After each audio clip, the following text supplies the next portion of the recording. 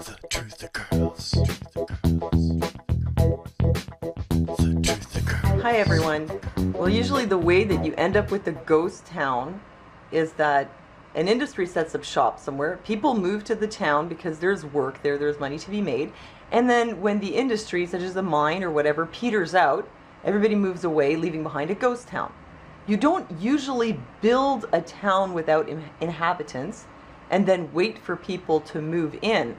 But this is exactly what the Chinese have been doing, building these mega cities, which are ghost cities.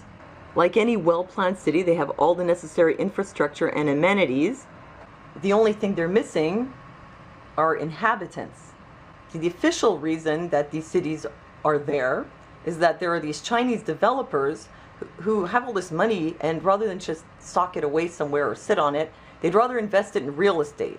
So they build up these cities in the hopes that one day their investments will pay off. But something doesn't make sense here to me, because the real estate itself has no value unless people would want to live there or use it. And if there's no industry, no commerce, nothing, then why would anyone want to move there?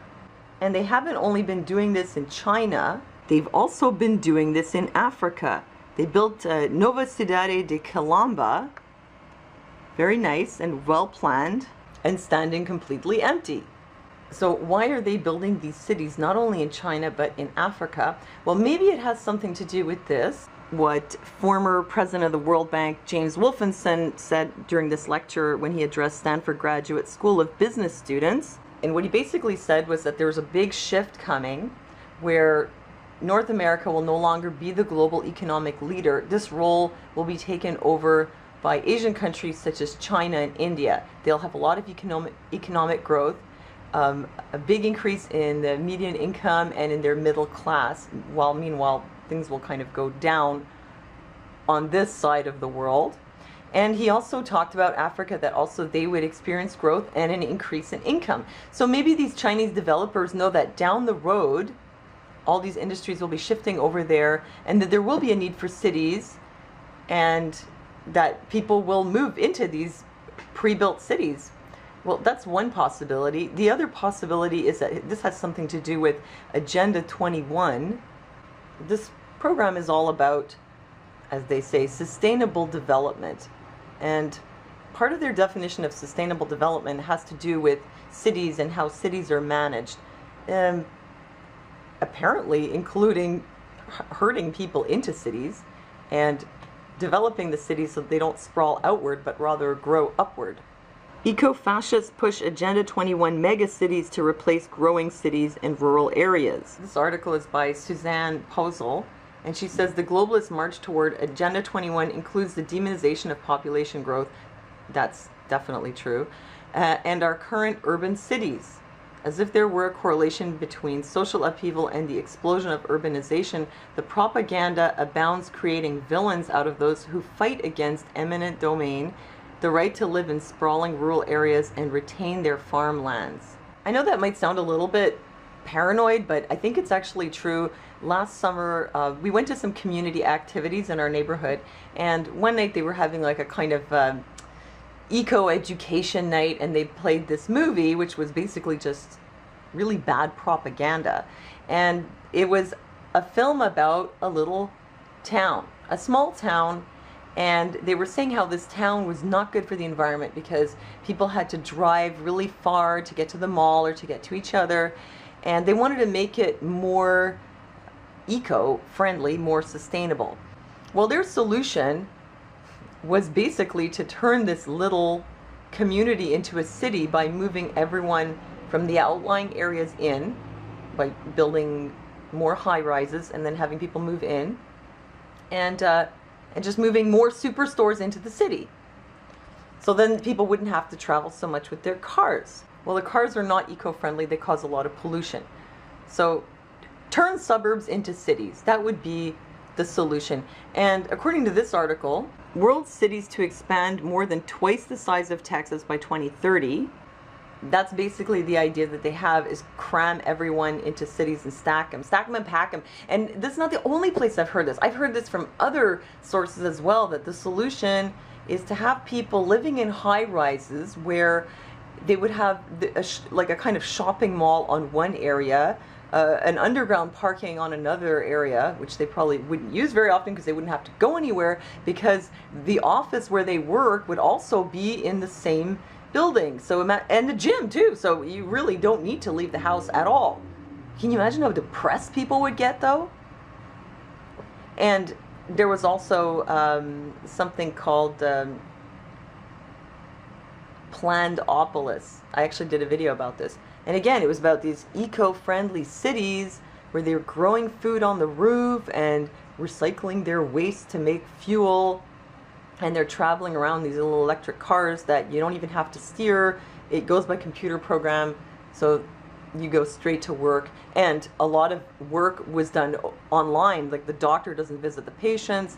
They have a cyber conference with them. People visit their friends online instead of visiting them in person. So the picture that you get is people being crammed into cities and living more and more through cyberspace, and more stacked and packed and not having to leave their house. And like I said, I don't see how that could be good for the environment, but on top of it, it's not very good for your state of mind. I'm sure that that's very conducive to depression. You never go outside and you have no contact with the land, the natural environment. That sounds awful to me. As for living in cities and getting people to live in them, they've already made a lot of headway, because at this point, a census says 8 out of 10 Americans are now urbanites. But as for the Chinese and the African cities, they haven't been able to lure people in there. So they can't build them they can't have built them for nothing. So what are these cities there for? Well, you know, this made me think of the Soviet communists, because they did that too. They built these cities like Novosibirsk, big cities. You get your Soviet apartment block for free, and you got a job working at the munitions factory or some other kind, like nuclear energy plant or whatever.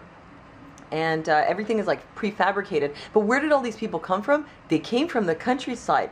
How did they end up in there? Well, they were kind of forced in, because the Soviet government actually went into these little towns and bulldozed the villages. Well, they weren't towns, they were villages. They bulldozed them, including these beautiful ancient Russian cabin homes with carvings and paint and these nice traditional homes. They just razed them and forced people to move into the city.